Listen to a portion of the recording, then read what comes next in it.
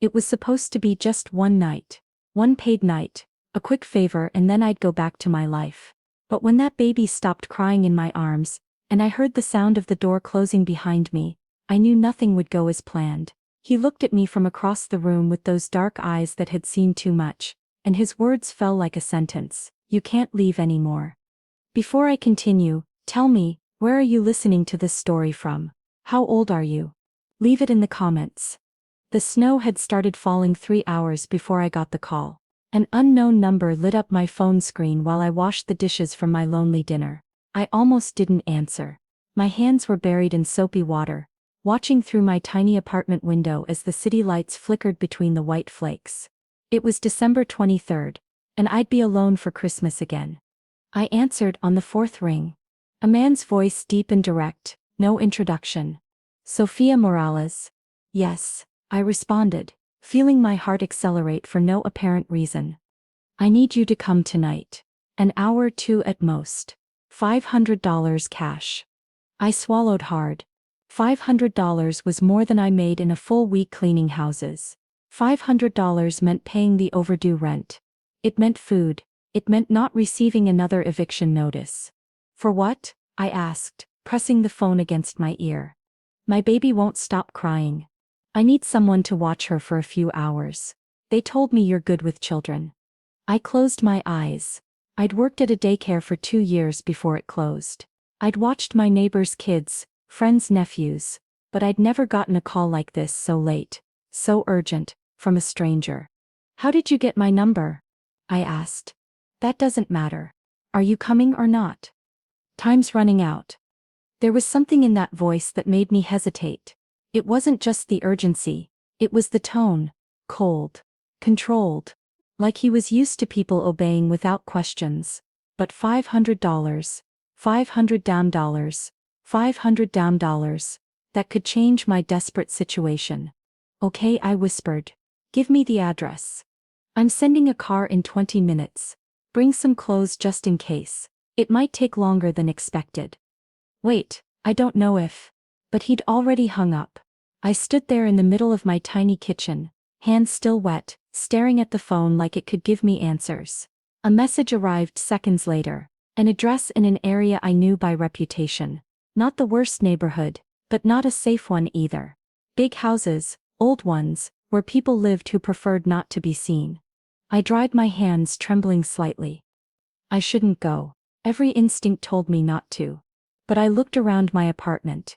The walls with humidity in the corners. The refrigerator that made a strange noise every time the compressor started. The envelope with the eviction letter on the table. 2 weeks. They'd given me 2 weeks to pay or leave. I changed quickly. Took off my stained t-shirt and old pajama pants. Put on clean jeans and a soft gray hoodie. The warmest I had. Pulled my curly hair into a high bun. Glancing briefly at myself in the bathroom mirror. My dark eyes stared back, tired with circles no makeup could hide anymore. I was 26 but sometimes felt 50. I threw some things in a small bag, clean underwear, an extra t-shirt. My toothbrush, if I was going to stay a few more hours, at least I'd be prepared. The car arrived exactly 20 minutes later, a black sedan with tinted windows. The driver didn't say a word, just nodded when I opened the back door and got in.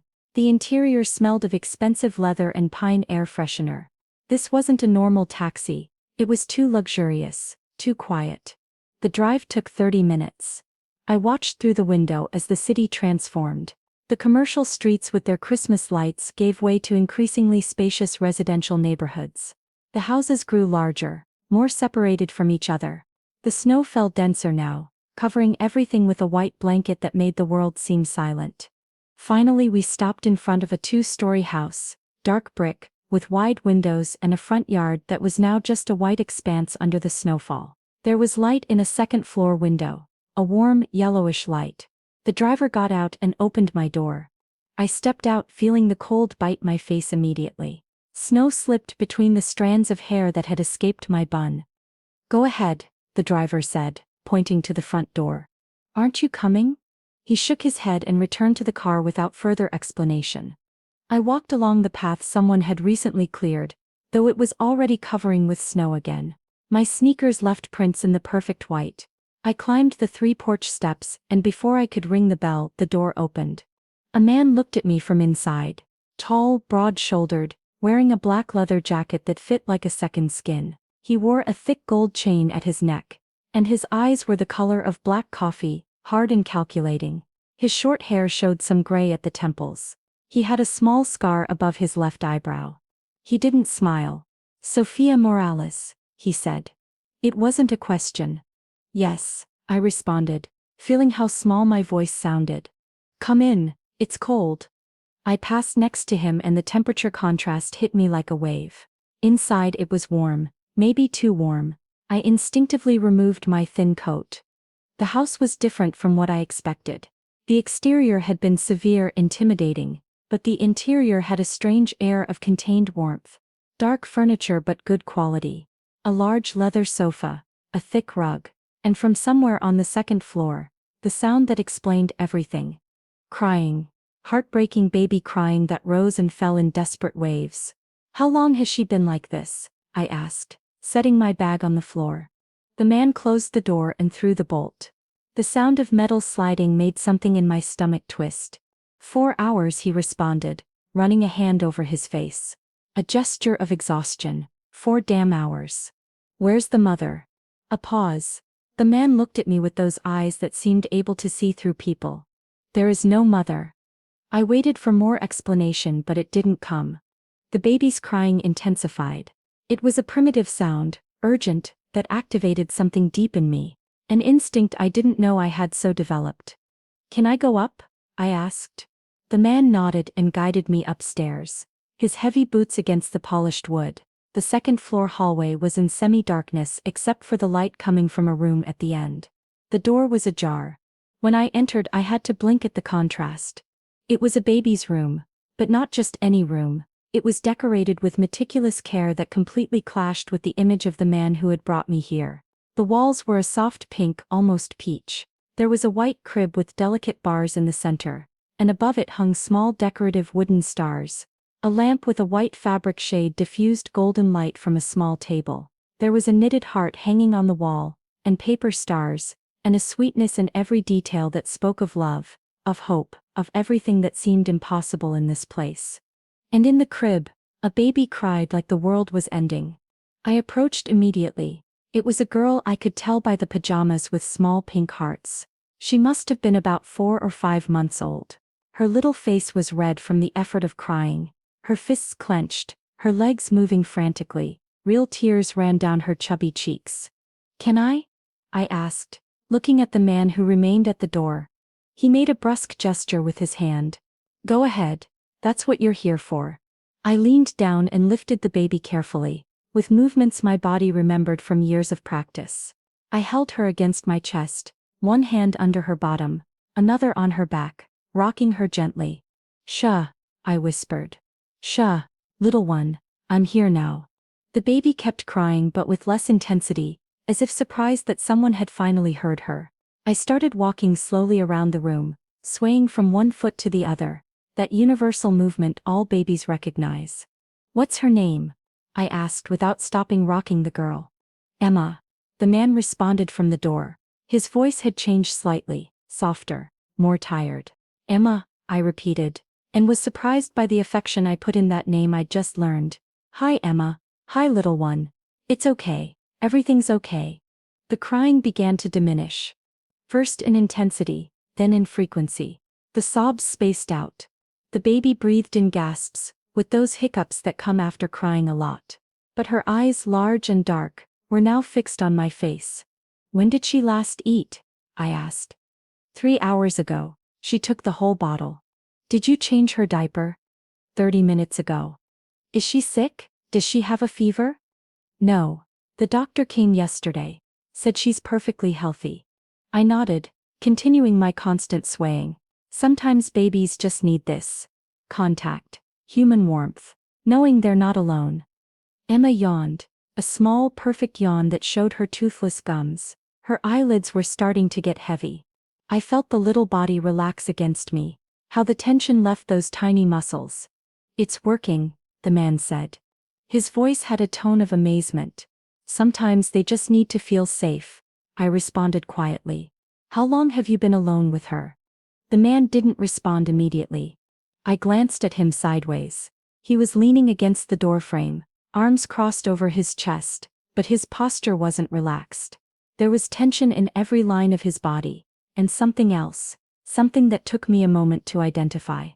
Fear. This dangerous man with his leather jacket and his gold chain and his hard eyes was afraid. 2 days, he said finally.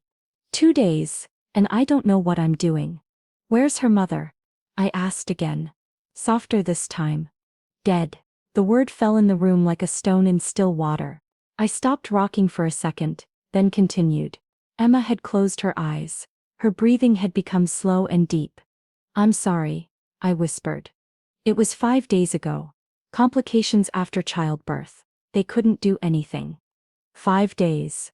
This man had lost someone 5 days ago, and now he was alone with a baby he didn't know how to care for.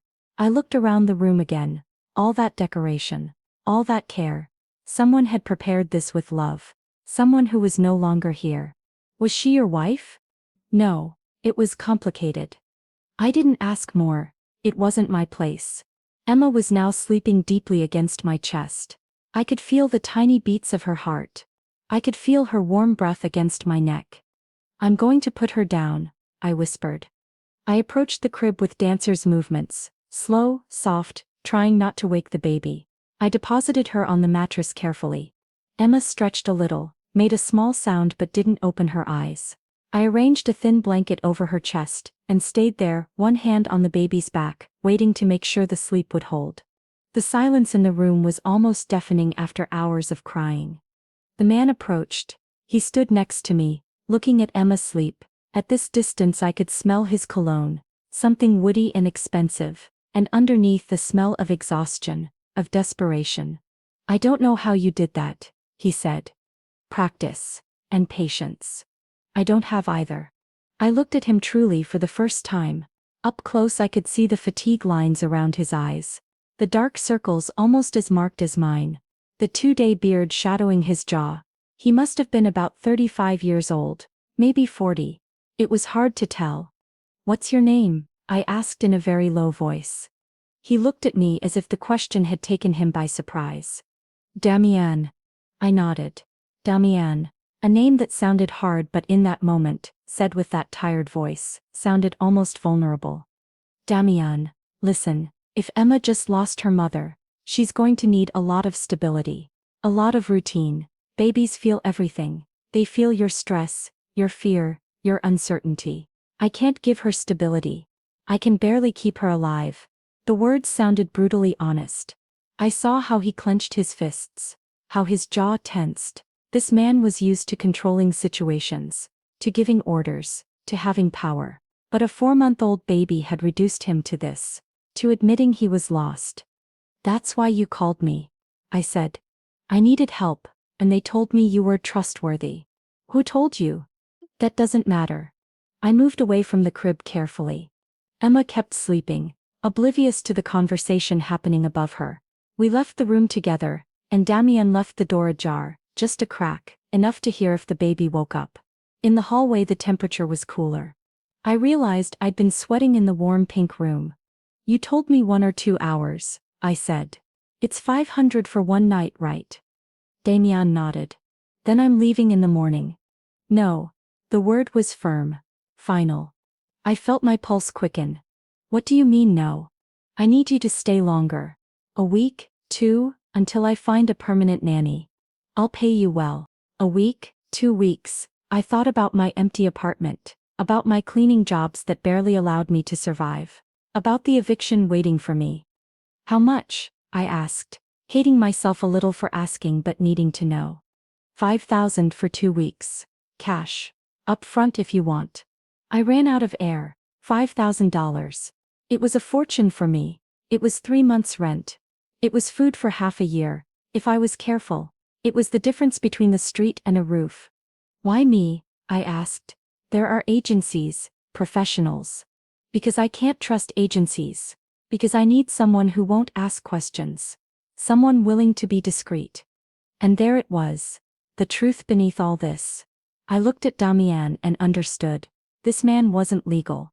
What he did, how he lived, wasn't something he wanted strangers to know. An agency would ask questions, would verify backgrounds, would report things. I don't know if I can do that, I said, though my voice didn't sound as convincing as I would have liked. Think about it, Damian said. Come with me. He led me downstairs, back to the first floor. We entered a huge kitchen with black granite countertops and stainless steel appliances. Everything was clean, but there was evidence of recent chaos. Several bottles in the dish rack, an open formula can on the counter, a stained burp cloth. Damian opened a drawer and took out an envelope. He set it on the counter between us. It was a thick manila envelope. I knew what was inside without having to open it. 5,000, Damian said. Count it if you want. I looked at the envelope. Then I looked at Damian. Then toward the ceiling where Emma slept in her pink crib. I don't do anything illegal, I said finally. I'm not asking you to. Just take care of Emma. That's all. And what about my life? I have an apartment. Things to do. Bring them here. There's plenty of space. Or keep your apartment. Go when you need to. But Emma needs someone here most of the time. She needs stability, like you said. I bit my lip. Every logical part of my brain told me to run. That this was dangerous. That Damian was clearly someone involved in shady things. But another part of me, the part that had held Emma and felt her relax, the part that hadn't felt that kind of purpose in months, maybe years, that part wanted to stay. 1 week, I said. 1 week, and then we'll see how it goes. 2, Damian countered. Minimum 2 weeks, I need time to find someone permanent. I extended my hand. Damian looked at it for a moment, then shook it. His grip was firm, warm, the hand of someone used to making deals. 2 weeks, I agreed. Damian pushed the envelope toward me. I took it. It weighed in my hands. $5,000. A fortune. A trap. There's a room next to Emma's, Damian said. You can sleep there, be close if she needs you. There are clothes in the closet. I don't know if they'll fit, but you can use them. Whose clothes are they? I asked, though I was afraid of the answer. Nobody's anymore. Just use them if you want. Emma's mother. The clothes belonged to Emma's mother. I felt a chill. Okay, I murmured. Damian ran a hand through his short hair. It seemed he wanted to say something more, but didn't know how. Finally he turned around. I have to go out, he said. I'll be back in a few hours. If Emma wakes up, I'll take care of her. He nodded, took keys from a dish by the back door of the kitchen, put on the leather jacket he'd hung on the back of a chair. Then he stopped. Thank you, he said without looking at me. And he left. I stood alone in the huge silent kitchen, holding an envelope full of money, in a house I didn't know, caring for a baby I'd just met, waiting for a man who was clearly dangerous. What had I done? I put the envelope in my bag, though every fiber of my being wanted to count the money to make sure it was real. Then I explored the house slowly. The living room with its enormous TV and leather sofa. A study with a dark wood desk and shelves full of books that seemed never to have been touched. An impeccable guest bathroom. Everything clean. Everything orderly. Everything feeling like an expensive hotel instead of a home. I went back up to the second floor. I peeked into Emma's room. The baby was still asleep, her chest rising and falling with perfect breathing. I felt that tightness in my own chest, that tenderness I hadn't asked to feel. The room next to Emma's turned out to be a guest bedroom. Double bed with white clean sheets. A built-in closet. A dresser. I opened the closet carefully. Women's clothes, all size medium, maybe a little bigger than me. Casual dresses, jeans, soft sweaters, and up on a shelf, a shoebox. I knew I shouldn't, but my hands moved on their own. I brought down the box. Inside were photos. A beautiful woman with fair skin and light brown hair, laughing at the camera. The same pregnant woman, one hand on her round belly, smiling with that mix of happiness and nervousness all expectant mothers have. The woman in a hospital, holding newborn Emma, tears in her eyes but smiling. And in some photos with her was Damian. Younger in some, always serious. But his hand on the woman's shoulder. The way he looked at her, there was something there. I closed the box quickly, feeling I'd violated something private. Put it back in its place. I sat on the bed. The sheets smelled of fresh detergent.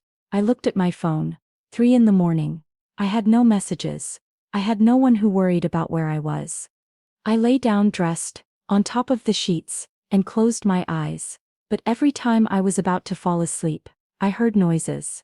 The house settling, the heating turning on, the wind against the windows, and each time my heart raced, wondering what I'd gotten myself into. Finally, close to 4 in the morning, sleep overtook me. The crying woke me. I sat up disoriented, taking a second to remember where I was. The guest room. Damian's house. Emma. The crying came from the adjoining room.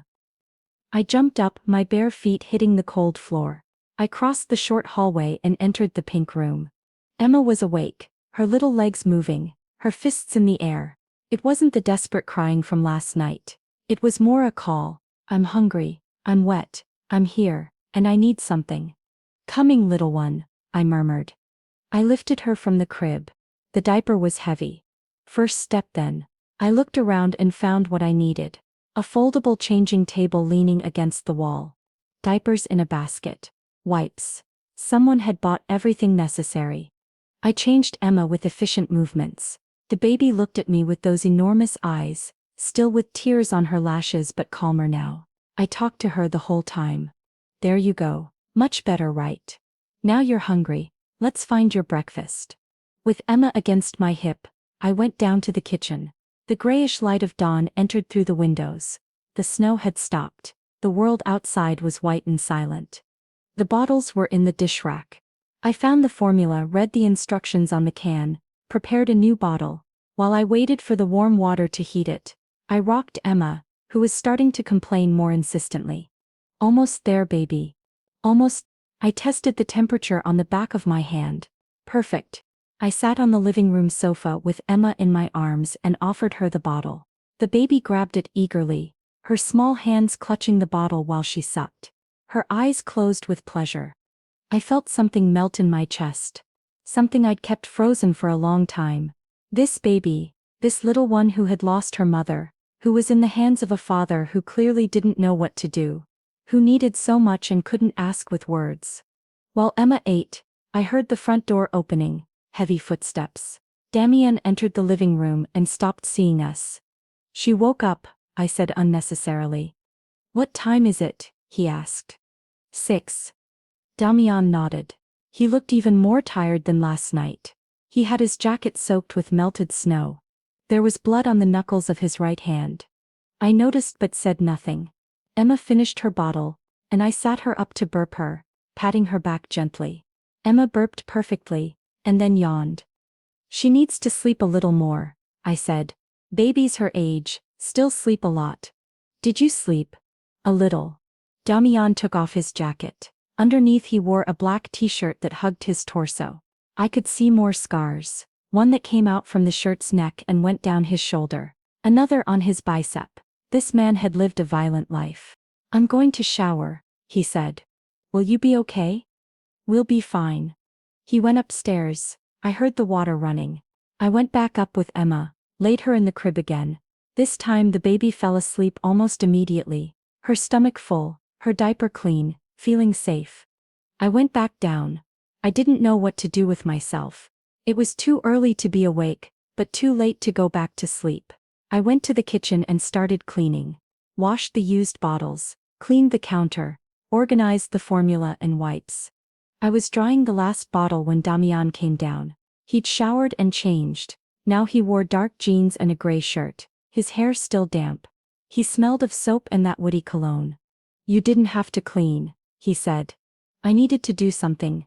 He went to the coffee maker, made coffee without asking if I wanted any, took out 2 cups, served one and passed it to me. Black, he asked. It's fine. We sat at the breakfast bar, facing each other, drinking coffee in silence. Outside the world was waking up. Some birds began to sing. A car passed on the street. What do you do? I finally asked. For a living. Damian looked at me over the edge of his cup. Don't ask questions you don't want to know the answers to. Meaning, nothing legal. Meaning, nothing that concerns you. I nodded. Message received. But let me be clear, Damian continued. Nothing I do will put Emma in danger. Or you. This house is safe. It's neutral. Nobody touches this. How can you be sure? Because I've made very clear what happens if anyone tries. The way he said it, so casual, so cold, made me shiver. This man had done things. Terrible things probably. And I was sitting in his kitchen drinking his coffee, caring for his daughter. I need to go to my apartment, I said. Bring more clothes, some things. I'll take you. It's not necessary. I'll take you, Damian repeated. It wasn't an offer, it was a statement.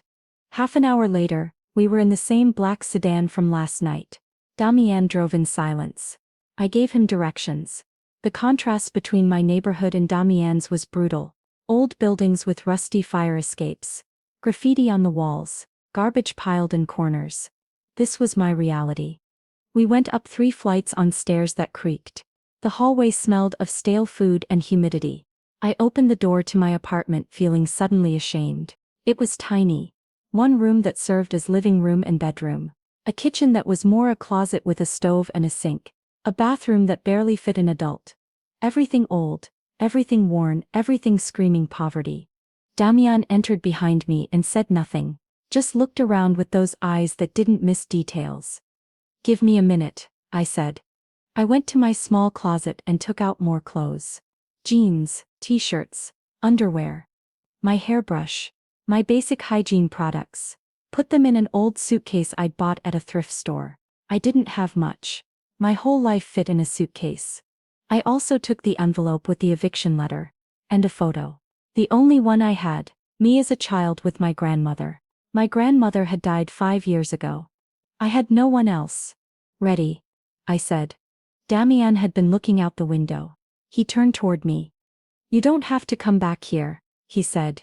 If you want, it's my home. He didn't argue, but his look said everything. This wasn't a home, it was a cell, a place where you survived, not lived. We went back down.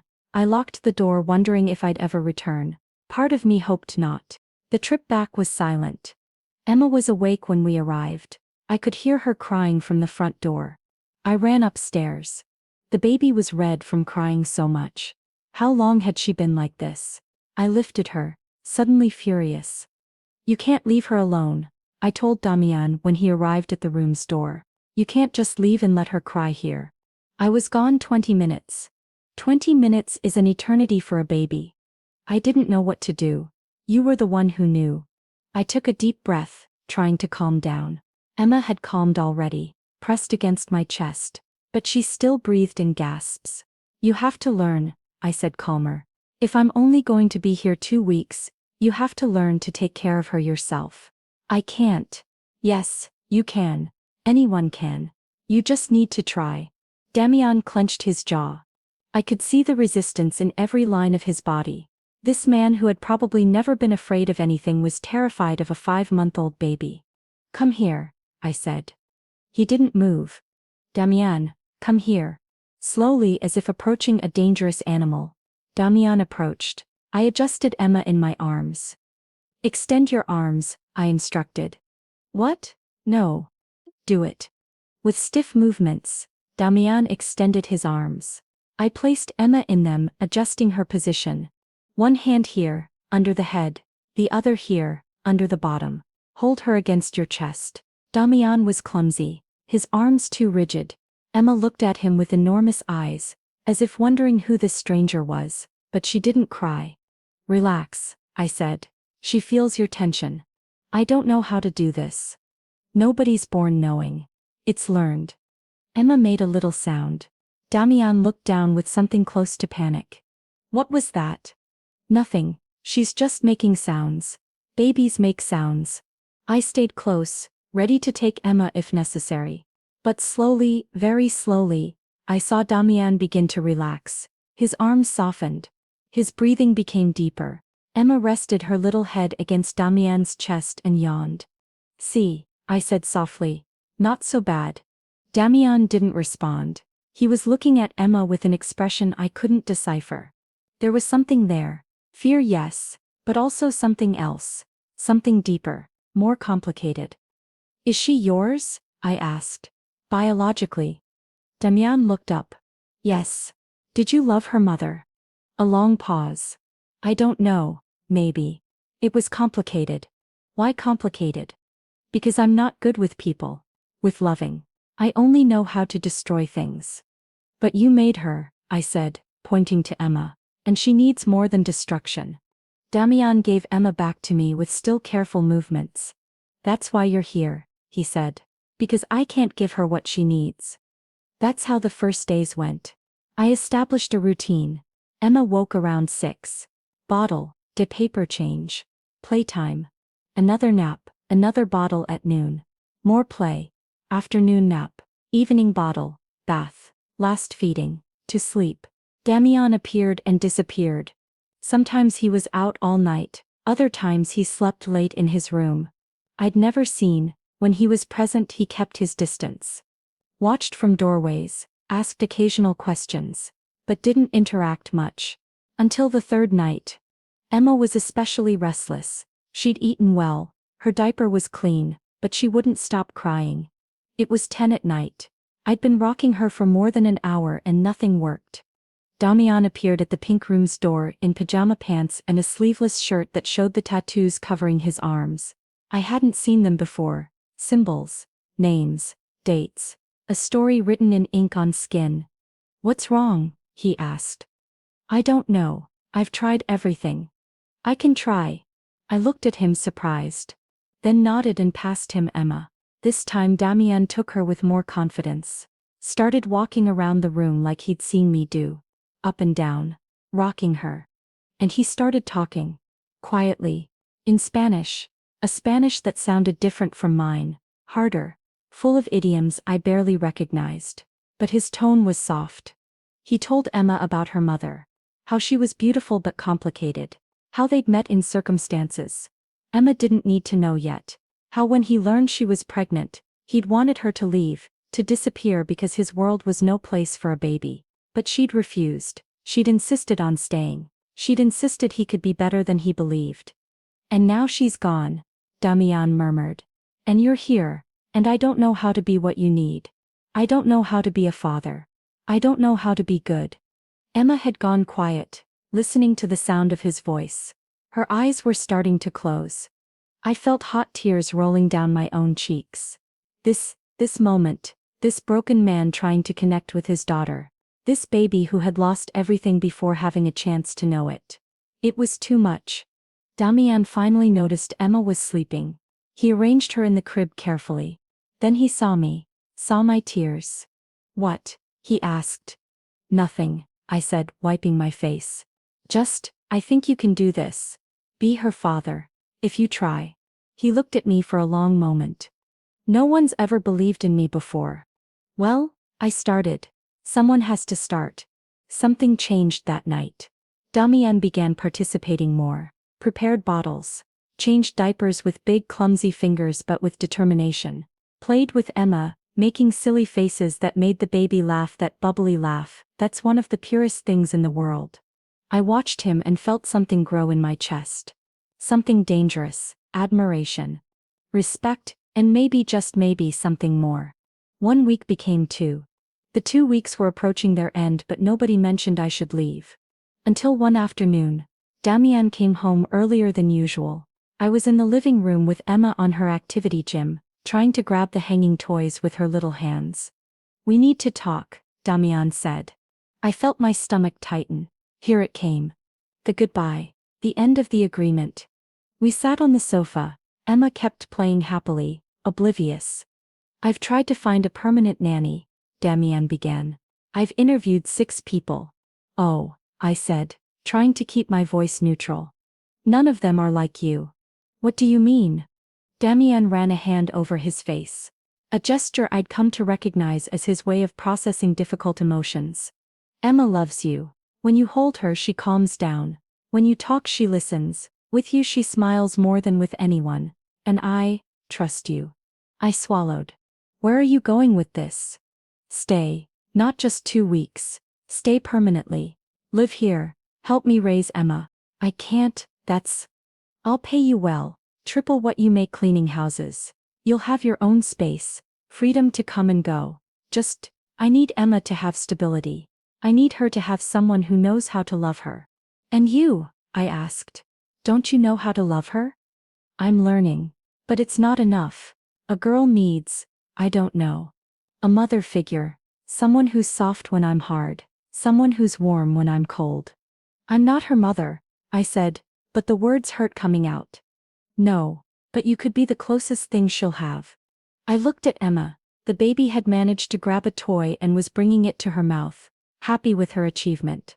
2 weeks and I could no longer imagine my life without that little face. Without the sounds she made when she slept. Without the way she looked at me like I was her whole world. Okay, I whispered. I'll stay. Damian exhaled, as if he'd been holding his breath. Thank you. But with conditions, I added quickly. I need to know Emma's safe, that your work won't come here. It won't come. I promise. And I need you to keep learning to take care of her. You can't depend only on me. She needs you too. I will. We looked at each other. There was something in the air between us.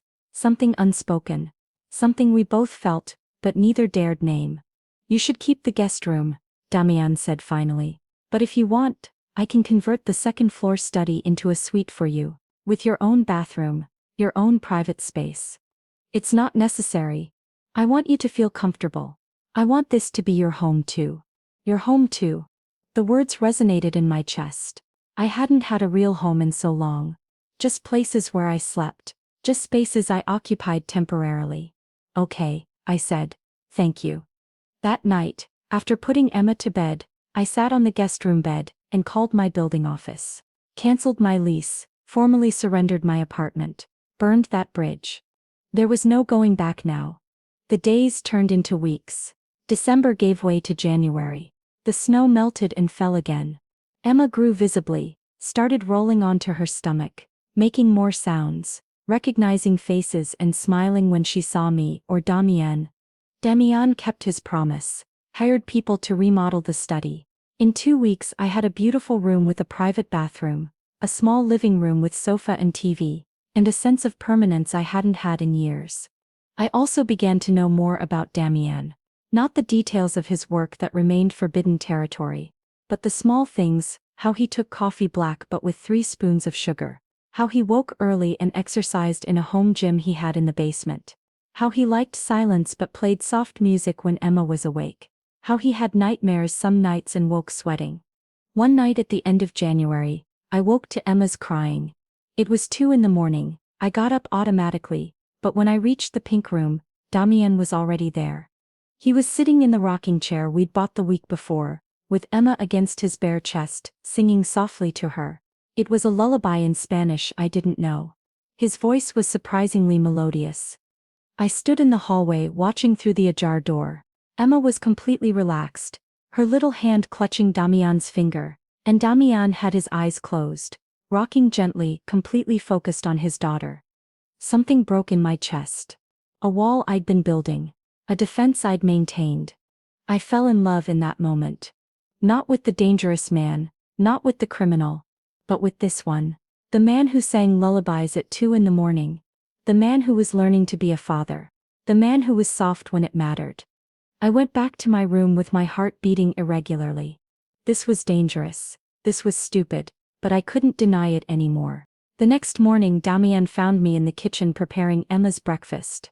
Oatmeal cereal we'd started introducing to her diet. Emma was in her high chair banging the tray with both hands. I heard you last night, Damian said. I tensed. I'm sorry, I didn't mean to. Don't apologize. Just, thanks for letting me have that moment with her. You can always have those moments. I know, but sometimes I feel like I'm taking them from you. I looked at him confused. Emma loves you, Damian continued. She sees you as her mother, and I don't want you to feel like I'm competing for her. You're not competing, I said softly. There's enough space in her heart for both of us. Damian nodded, but there was something in his eyes, something vulnerable. And in yours, he asked, so quietly I almost didn't hear it. What? Is there space in your heart for someone like me? The world stopped. I put down the spoon, turned completely toward him. Damian, I began, but didn't know how to continue. I know I'm not good, he said quickly. I know I've done terrible things. I know my life is a mess. But when you're here, when I see you with Emma, when I see you smile at something silly I did, you make me want to be better. You make me think maybe I can be more than what I've always been. I felt tears gathering in my eyes. You don't have to say anything now, Damian continued.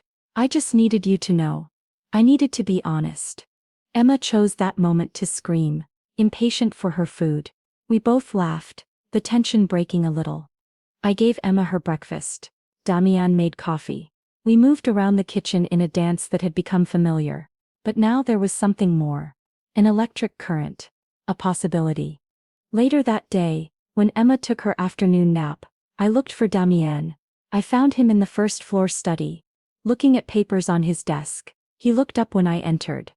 Do you need something? He asked. I closed the door behind me, approached the desk. There's space, I said. What? In my heart. You asked if there was space, and yes, there is. Damian stood slowly, walked around the desk, stood in front of me so close I could feel his warmth. I don't want to ruin you, he whispered. I ruin everything I touch. You can't ruin what's already broken, I responded. And maybe two broken people can, I don't know, heal together. Damian raised a hand and caressed my cheek with the back of his fingers. A touch so soft it contradicted everything he was. I don't deserve this. I don't deserve you. Let me decide what you deserve. And then he kissed me. It was soft at first, tentative, as if afraid to break me. But then I pressed against him and the kiss deepened. Years of loneliness, of pain, of searching for something that felt like home. Everything poured into that moment. When we separated, we were both breathless. This is a bad idea, Damian said, but his arms were around my waist, holding me close. Probably, I agreed, but I'm tired of making safe choices. What happened then was a whirlwind of days that felt like dreams. Damian courted me in ways I'd never experienced. Flowers that appeared in my room, food from my favorite restaurant I hadn't even mentioned to him, a new soft blanket, because he'd noticed mine was threadbare. And at night after putting Emma to bed, we sat together. Sometimes we talked. Damian told me fragments of his life, a childhood on the streets, decisions made for survival that became a lifestyle, violence he'd seen and perpetrated. He didn't apologize but didn't pride himself either, just was honest. I shared too. My grandmother who raised me after my parents died in a car accident when I was 8. The constant poverty. The multiple jobs. The men who had used and discarded me. The loneliness that had been my constant companion. We knew each other in the shadows, in the parts of ourselves we hid from the world. And we fell deeper in love every day.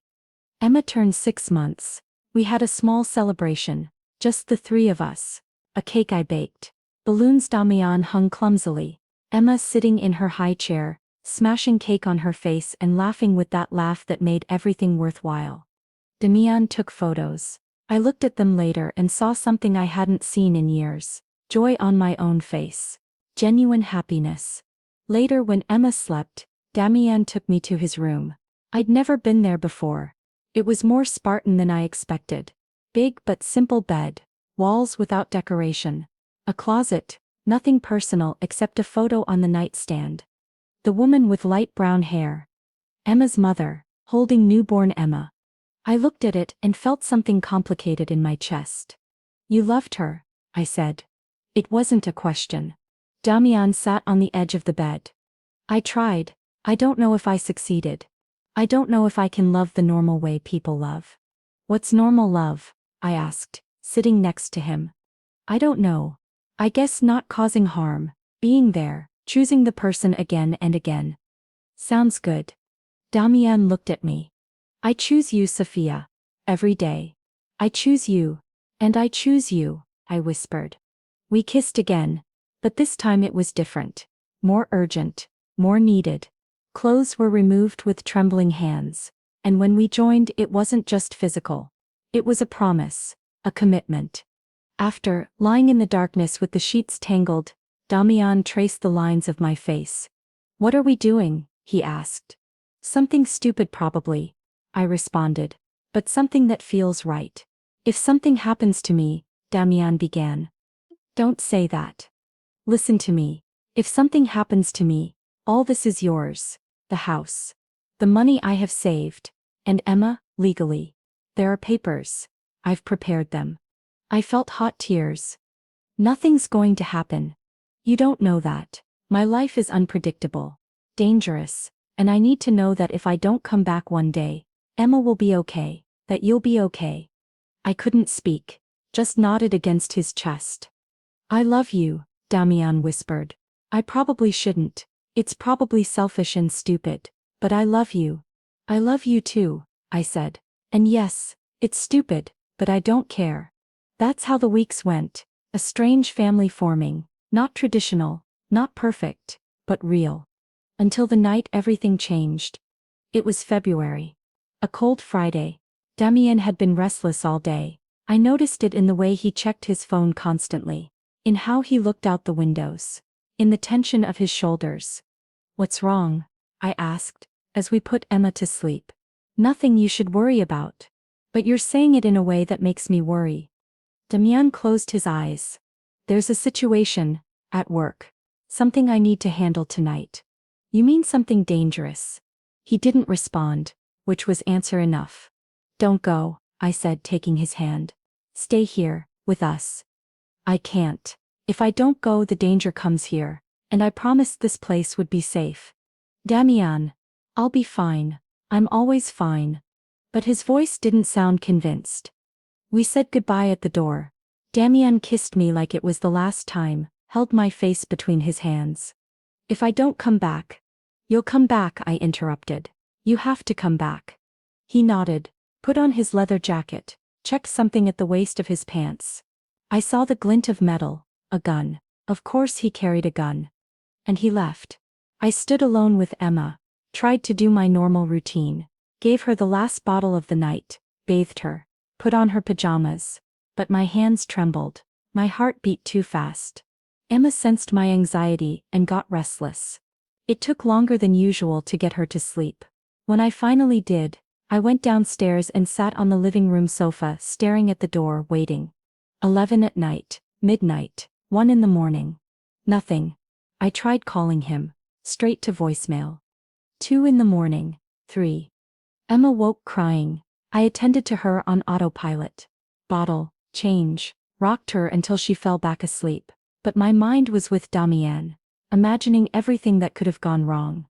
4 in the morning. I was back on the sofa, hugging a pillow, when I heard noise at the door. I jumped up. The door opened and Damian entered. But he wasn't okay. He was limping. He had blood on his shirt. His face was pale. Oh my God, I screamed, running to him. I'm fine, he said, but staggered. I held him, guiding him to the sofa, removed his jacket carefully, lifted his shirt. There was a wound on his side, deep, actively bleeding. You need a hospital, I said. No, no hospitals. There's a doctor, in my phone, call him. With trembling hands, I found the contact. A man named Marco. He answered on the second ring as if expecting the call. I'll be there in 15 minutes, he said and hung up. I pressed a towel against Damian's wound. He grimaced in pain but didn't scream. What happened? I asked. A trap. But I handled the situation. You could have died. I know. And then I did something I hadn't planned. I started crying. Hot, uncontrollable tears. All the fear, all the stress, the possibility of having lost him. Damian pulled me toward him with his good arm. I'm sorry, he whispered. I'm so sorry. You can't do this to us, I sobbed against his chest. You can't make us love you and then disappear. I'm not going to disappear.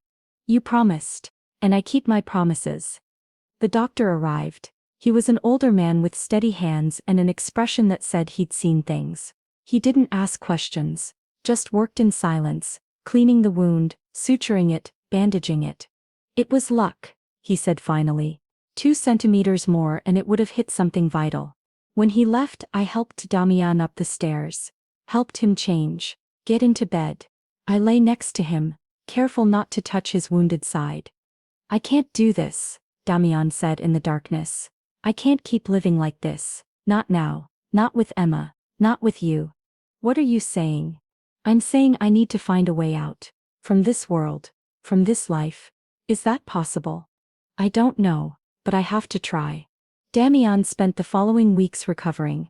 I cared for him with the same dedication I cared for Emma. And while he healed, he made calls. Secret meetings in the house when I took Emma to walk in the park. Conversations that ended when I returned. Something was happening. Something big. Finally one March night when the snow had given way to cold rain, Damian sat me on the sofa. I've been talking to people, he began. Making arrangements. What kind of arrangements? To get out. Completely. There's a way, but it's complicated. Dangerous. And it would take time. How much time? 6 months maybe. A year. And then? Then we can disappear. New identity. New city. New life. The three of us. I felt something swell in my chest. Hope. Terrifying and beautiful hope. Is it really possible? If I play my cards right. If I don't make mistakes. Yes. And Emma. She'll be legally yours. Complete adoption. If something happens to me in the process, she's protected. I took his hands. Then do it. Do what you need to do to get us out of this. Damian nodded. And for the first time in a long time I saw something in his eyes I hadn't seen before. Hope. The months that followed were tense. Damian worked constantly on his plan. I could see the stress consuming him, but I also saw him change. Be more present with Emma, softer, more fatherly. Emma thrived. Started sitting alone, then crawling. Her laughter filled the house. Her little achievements were celebrated like miracles. And at night when Emma slept and we were alone, Damian and I clung to each other. Made whispered plans. A small house somewhere warm. A normal job for Damian. Maybe more children someday. An ordinary life that for us would be extraordinary.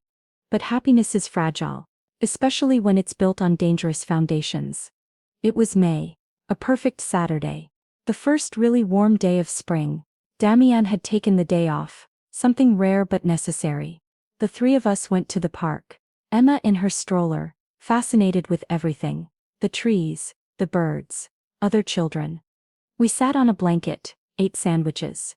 Emma played with the grass, trying to put it in her mouth.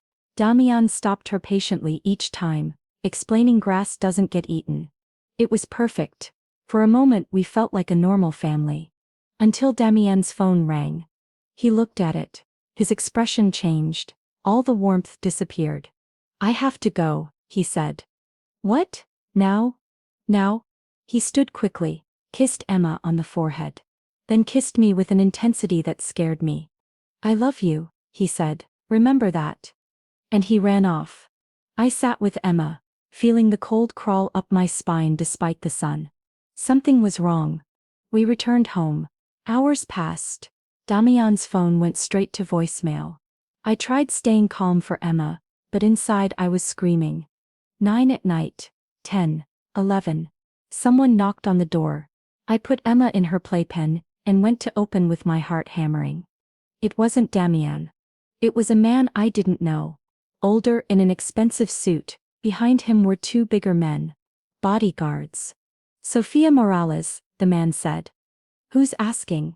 Someone who needs to talk to Damian Reyes. Is he here? No. The man smiled, but it wasn't pleasant. What a shame. You see, Mr. Reyes owes me something, and when a man owes me and disappears, I tend to get impatient. I don't know where he is, I said, trying to keep my voice steady. The man approached. I backed up. But I know where his daughter is, he said, looking toward the interior of the house. Everything in me froze. Don't touch the baby. I don't plan to. Not yet. But tell Mr. Reyes when you see him that he has 48 hours to come talk to me. Or I'll come. And I have better manners when people cooperate. He turned and left with his bodyguards. I closed the door and threw the bolt with trembling hands. Then threw the other 2 locks Damian had installed. I slid to the floor, trying to breathe. Emma started crying from the playpen. I forced myself to stand, lifted my baby, pressed her against my chest. It's okay, I whispered, though nothing was okay. Everything's okay. I spent the night awake. Every noise made me jump. Every shadow was a threat. I kept Emma close all the time. Dawn came without news from Damian. And then at 7 in the morning, the door opened. Damian entered. He looked like he'd aged 10 years in one night. He had blood on his clothes, but it didn't seem to be his this time. I ran to him, still carrying Emma. They came here, I said immediately. Last night, asking for you. Damian's expression darkened. Who? I don't know.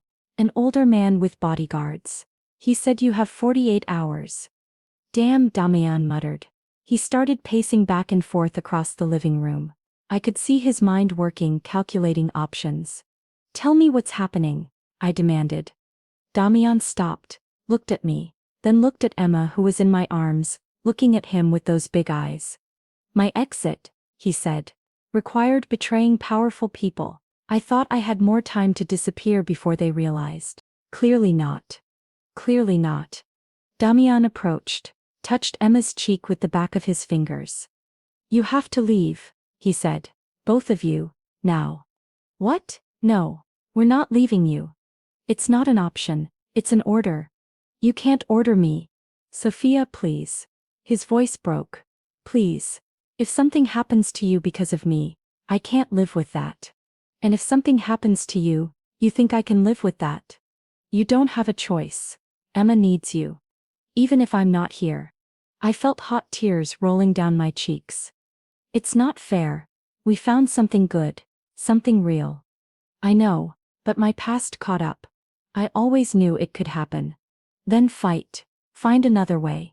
There is no other way, not this time. We looked at each other for a long moment. Emma chose that moment to extend her little arms toward Damian. He took her carefully, pressing her against his chest. My beautiful girl, he murmured. You're going to grow strong. You're going to be happy. Sophia will take care of you. Don't do this, I cried. I have to. But then something changed in his expression. An idea, dangerous but possible.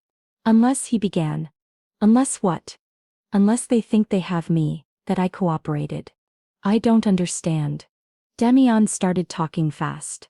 There was a way, risky, would require convincing many people, faking loyalty while planning a final betrayal, one last big play. It's suicidal, I said when he finished explaining. Probably, but it's the only way we all survive. How much time? 2 weeks. Maximum. If by then I haven't finished this. Don't say that. Damian gave Emma back to me, then took my face between his hands. I love you. Whatever happens, remember that. Tell Emma when she's older. Tell her her father loved her more than he knew how to express. You'll tell her yourself, I said fiercely. Because you're going to survive this. He smiled, sad, full of doubts. I hope so. The next 14 days were hell. Damian disappeared completely. No calls, no messages. I was left alone in the huge house with Emma jumping at every sound, waiting for the door to open. Either with Damian alive. Or with the men coming for us. Day 1, day 2. I kept my routine with Emma for sanity. Bottles, changes, games. But it was robotic. My mind was elsewhere. Day 5. A black car stopped in front of the house. I held my breath, but it just stayed there 10 minutes and left. Surveillance. Day 8.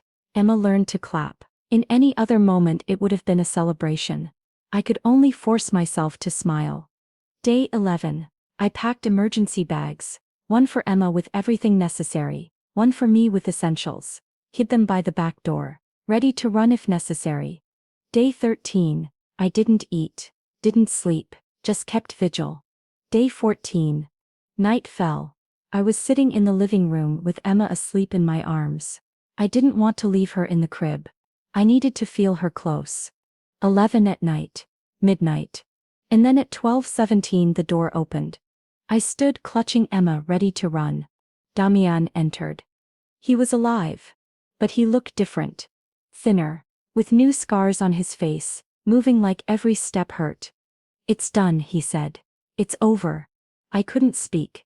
The tears came too fast. I approached him and he wrapped us both in his arms.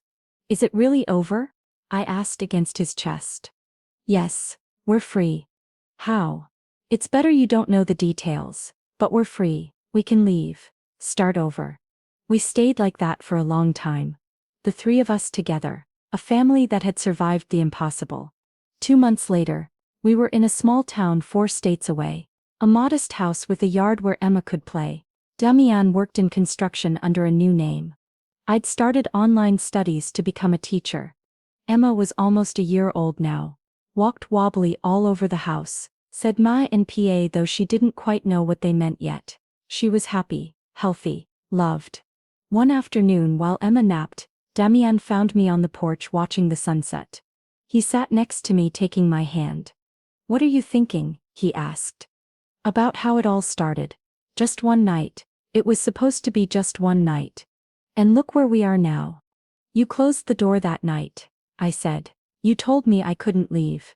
Because I knew, from the moment Emma calmed down in your arms, I knew you were what we'd been needing." "Do you think her mother would have approved? This life, us?" Damian thought for a moment. "I think she'd want Emma to be happy. And she is. I think she'd want me to be better. And I try every day. So yes, I think she'd approve." I rested my head on his shoulder. "I love you," I whispered. "I love you," he responded. "Thank you for staying. You stole my heart. You and that baby.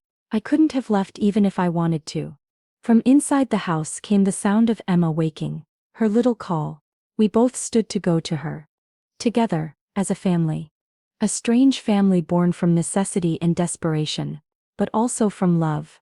From second chances. From broken people finding a way to heal together. I lifted Emma from the crib. The baby smiled at me with her new teeth. Damian stood at the door watching us, that expression of wonder still on his face as if he couldn't believe his luck. And in that moment, in that small house in a town nobody knew, with names that weren't ours but with love that was completely real, we were happy. Not perfect, never perfect. But ours, and that was enough.